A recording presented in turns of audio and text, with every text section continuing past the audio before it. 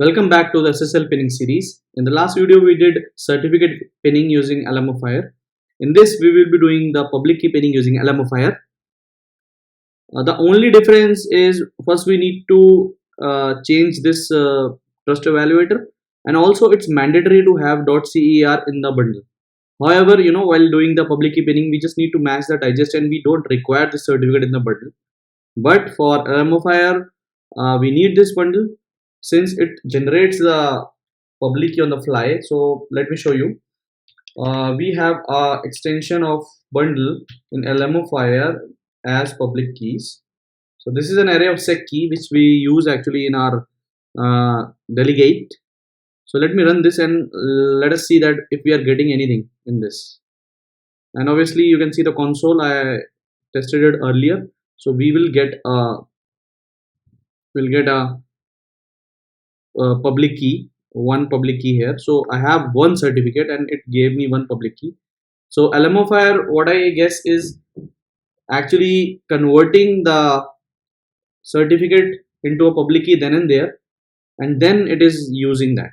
Okay, so let us delete that and we just need to do very simple and minor changes. So first, here it is written pin certificate trust evaluator.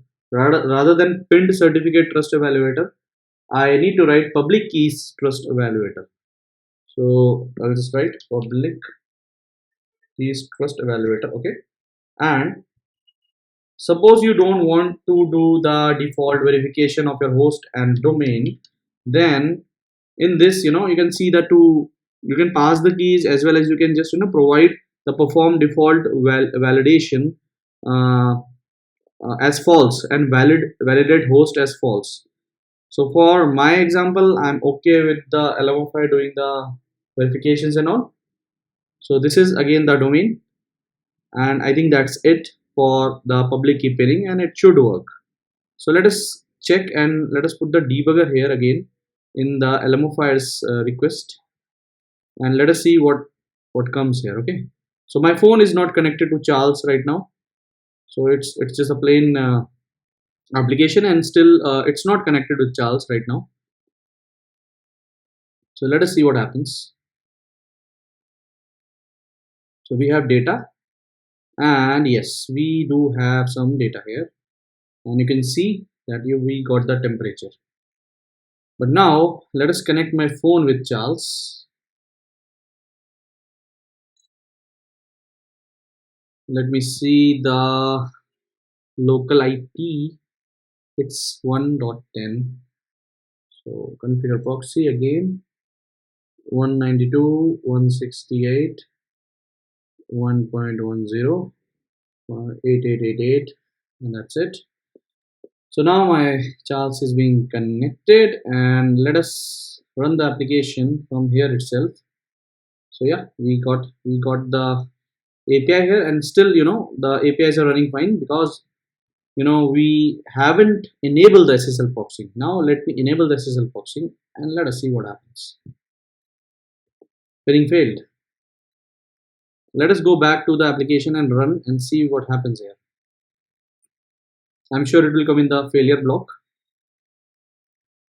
So it is in the failure block, and obviously you can see